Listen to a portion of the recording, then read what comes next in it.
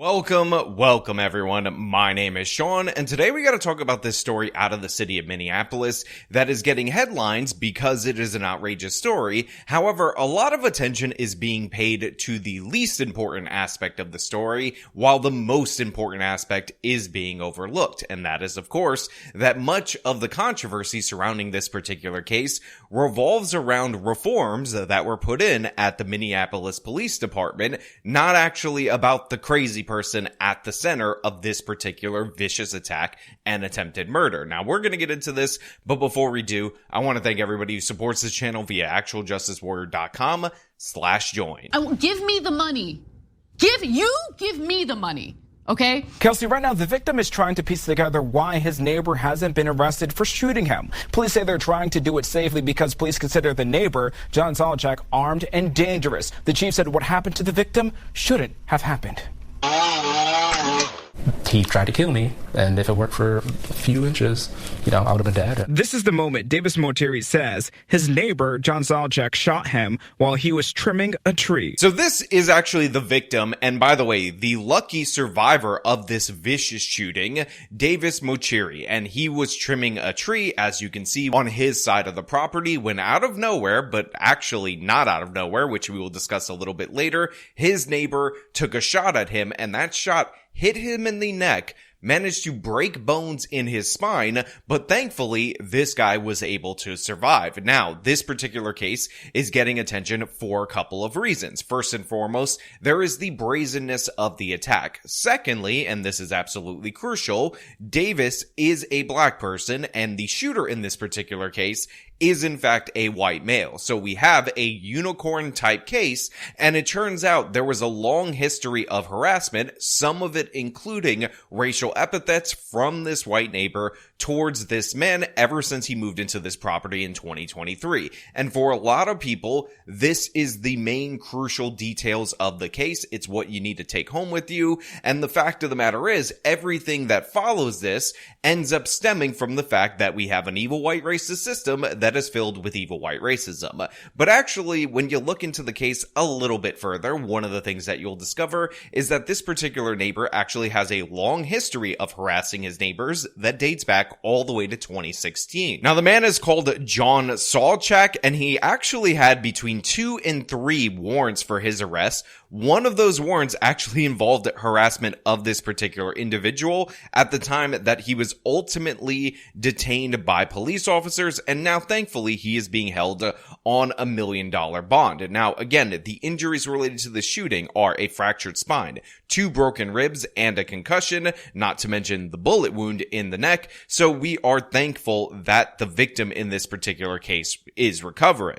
Moteri just got out of the hospital Sunday. He can't go home and recover because Zolchak is still in his home right now. Essentially, I'm homeless until the cops decide to go and somehow capture John. Now, the second thing that grabbed the attention from the news media was that statement right there, that this man is essentially homeless up until the police apprehend this individual, which leads you to believe, if you're a normal, rational thinking person, that he must be on the run, the police don't know where he is, and they fear he might come back to the property and ambush this victim once again, killing him during the course of his recovery. But it turns out that is not the case, even though this man fired shots upon his neighbor, and it was captured on video, is back in his home the whole time. The police have yet to break down the door in order to arrest this individual. And yeah, that is exactly what went down. They decided that the best tactic in this particular situation was to wait him out. And of course, a lot of people are saying the police ignored the warnings, that they ignored it because it was an evil white racist man, and the police are filled with evil white racism, and they just don't care hard enough for black lives. And I understand why people examining this in the most superficial way would think that. But again, we talked about his previous history of harassing his other neighbors. I don't have any reason to believe that his other neighbors were non-whites. Apparently, the wife also experienced harassment, and she happens to be a white woman, although that could still be considered racist because maybe he would be against the interracial marriage thing. So again, we're just gonna reserve judgment on that, but we're gonna have to answer the real reason why the police didn't just break down this door and arrest him, and instead waited days, in fact so long that by the time that this guy got out of the hospital, he still couldn't return to his home. Solchak has been civilly committed in the past. Court documents show Solchak has an extreme risk protection order. It shows he threatened to kill a neighbor multiple times, made threats to shoot his sister, and slashed an off-duty police officer's tire. The threats and acts of violence date back to 2016. Currently, Solchak faces second-degree attempted murder, assault, and harassment charges. So you guys just received a breakdown of this person's criminal history, and as I told you, harassment of neighbors, and remember, this guy only moved in 2023, dates back to 2016. He's also been forcibly committed to a mental institution, has all these other different various warrants for vandalism, for harassment of this particular neighbor, and active warrants related to other cases, and of course, this guy is still somehow in possession of a firearm, despite the fact that you would think that all of these different things would be able to make the cops, be able to stop him. That being said, I do want to give one caveat, one little defense of the Minneapolis PD's hesitancy in response, and that is there was an idea early on in this particular case that this guy might have bombs in his property because he was mentally unfit and they have all these different warnings, so possibly waiting a little while before you enter makes sense in that particular scenario. However, and I need to make this 100% clear, that should not excuse waiting days to enter. But the thing is, the Minneapolis Police Department, the police department of Minneapolis, did in fact wait days in this particular instance. And by the way, the police chief Colossus that we talked about multiple times, Brian O'Hara, actually did something that is unusual and apologized to the victim of this particular crime for not making an arrest earlier, intervening earlier in order to prevent this shooting from happening, and I do want to give him credit for that before we get into what actually went down and what's actually the big story in this particular case. In this particular instance, we failed this victim 100%. Because that should not have happened to him. Sunday, Minneapolis Police Chief Brian O'Hara apologized for his officers' response to the situation. The Minneapolis police somehow did not act urgently enough to prevent that individual from being shot. So right there, you see the police chief Colossus saying that he is sorry. Like I told you, he said. He also blames his officers for not acting soon enough because even under current parameters of law, there should have been an intervention at multiple levels of this case, but it seems like it was kind of passed off because this guy was just a crazy person, and even though they had all these different various warrants, for whatever reason, the MPD did not act. Now, we talked about the Minneapolis police's struggles post George Floyd for a long time on this channel. We talked about how they're completely inept in dealing with juvenile crime, and a large part of that is due to law changes and due to the fact that they have District Attorney Mary Moriarty, who doesn't want to prosecute anyone for anything unless they're in a uniform. And again, I just want you to get a sense of how desperate this situation is for the victim before we do the dramatic reveal of what precisely prevented them from breaking down the door and taking this person into custody. Moteri's wife, Caroline, has been back to their home 2 times with a police escort. She tells us a lieutenant asked her to be patient with the police department. I said, patience is what has gotten my husband shot. We've been patient for over a year. Chief O'Hara is letting everyone know they're working on arresting Solchak. Again, I get the frustration from the wife. They have been patient with the Minneapolis police. They've called them over and over again, filled out the paperwork, tried to get something done, and the result of that was her husband nearly being killed an inch away from losing his life. And I understand why she's angry. I understand why she's frustrated, because watching the story, I'm angry. And by the way, I don't know if there's a GoFundMe for this individual. If there is, I will link it in the description if you want to help the guy out, because this is a terrible situation. But to be clear, it is a terrible situation brought on by the effects of the Black Lives Matter riots and by the George Floyd effect. Because guess what? One of the reasons why they didn't just break down the door and arrest this guy is due to new protocols that were put in place in order to deal with the mentally ill that were passed into law post George Floyd. I'm sure most of the residents there know we have been there 24/7 the last few days. We have been trying to get this person into custody safely. Chief O'Hara also said they used their behavioral threat assessment team, a psychiatrist, and talked to Salchak's family. He says that hasn't worked. He mentioned they're running out of options before they have to escalate them. He believes it will ultimately come to that. Police Chief O'Hara said that they brought in all the specialists, the behavioral expert, the psychiatrist, all these different various people in order to talk this crazy person out of his home. But again, if this was somebody who could be reasoned with, they wouldn't have had to involuntarily commit him in the past. They wouldn't have had to arrest him over and over again, and they could have settled this dispute before he got to the point where he shot someone. But of course, this is the result of all these soft on crime laws and a very woke district attorney who is looking for a reason, itching for a reason to prosecute law enforcement. So all these different people that are complaining about the evil white racist system not going in and taking this white guy down when they would have done the same to a black guy need to shut the hell up, because in reality, the reason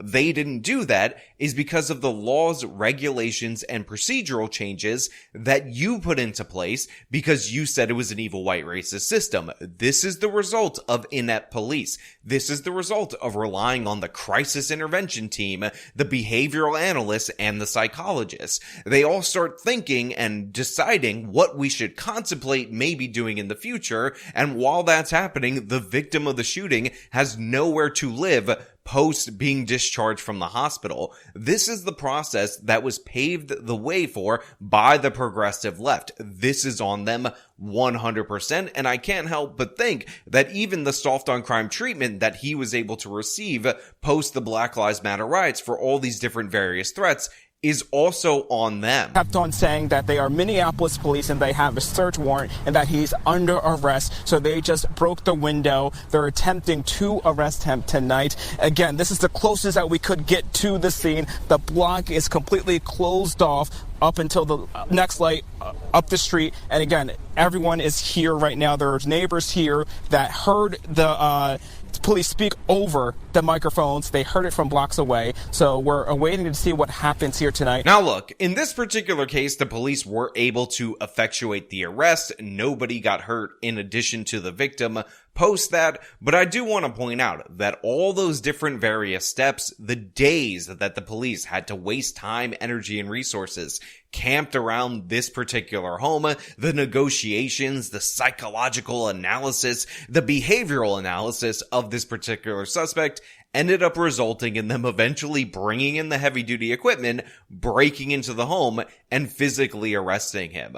So all these different various steps, to a certain degree, you might be in favor of when it comes to your particular police department, but let's be honest, a full day is way too long to arrest somebody when you know exactly where he is. Additional days, way too long to arrest someone where you know exactly where he is. Again, need I remind you that a man was shot in the neck. He ended up getting a concussion, broken ribs, and other injuries besides the wound in his neck that needed to be repaired at the hospital. He ends up going to the emergency room. They barely save his life. He ends up getting discharged, and when it's time for him to go home, guess what happened? He can't go home because they're still negotiating with the crazy person who fired the shot in the first place. And again, I understand the police might not want to take risks in terms of firearms. There was the idea that maybe there would be bombs in and around the area, but this just seems like a total waste of time.